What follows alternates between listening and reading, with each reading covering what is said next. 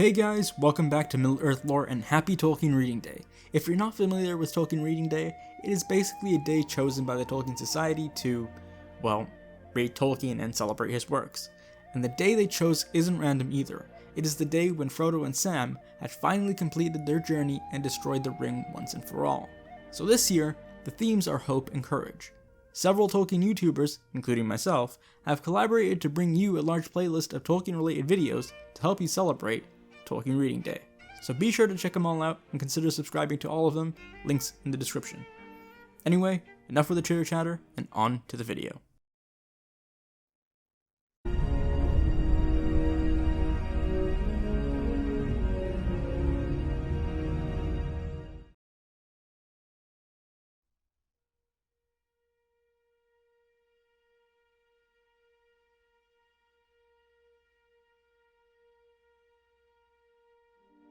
Hope and courage in The Lord of the Rings are probably some of the most prominent, if not the most prominent themes that keep lending themselves time and time again in the story, whether that be in the books or in the movies.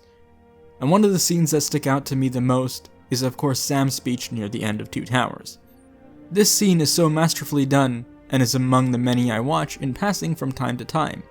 This scene is so important because of all the different ways you can apply it contextually. Of course, this scene is not entirely made up. It is based on what Sam says in Two Towers, Book 2, Chapter 8, The Stairs of Cirith Ungol, whereas in the film it's in Osgiliath.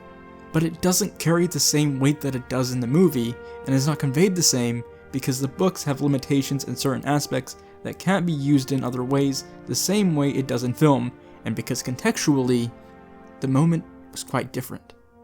The movie version is so powerful and impactful because, for one, the soundtrack obviously elevates everything throughout the trilogy and is a masterpiece on its own, but what Sam says is quite short, sweet, emotional, and packs more punch in a few words than in the book.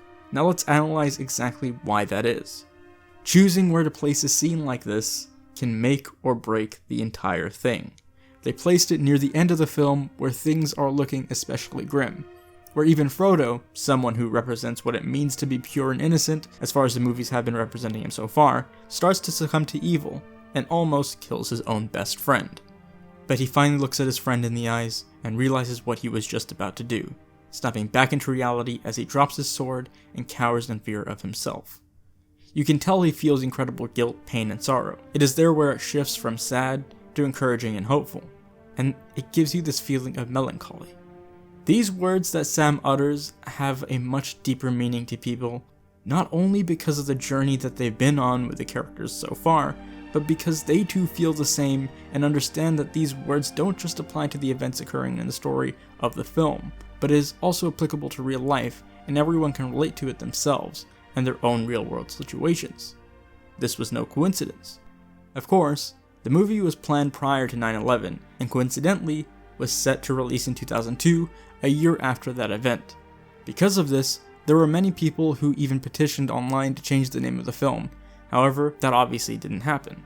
But according to Sean Astin, who plays Sam, the scene was not originally written in the script and was added later to directly address it and inspire hope within others during that tragic time. What makes this scene so important still, however, is how it still resonates with people, and how it has been over the years with countless situations occurring in their lives and around the world. Most recently was obviously the 2020 pandemic that is still ongoing, and it reminds people that not all is lost, and humanity is capable of terrible things, but they're also capable of amazing things, and as Sam says, that there is some good in this world, Mr. Frodo, and it's worth fighting for. Thank you for watching. If you enjoyed this video, please give it a like. Remember to subscribe and light the beacons on your way out so you'll be up to date with all my latest videos. And if you haven't already, also go check out all the other videos in this playlist because they're all amazing, and consider checking out all their other videos too. But anyway, as always, until our next meeting, I bid you farewell.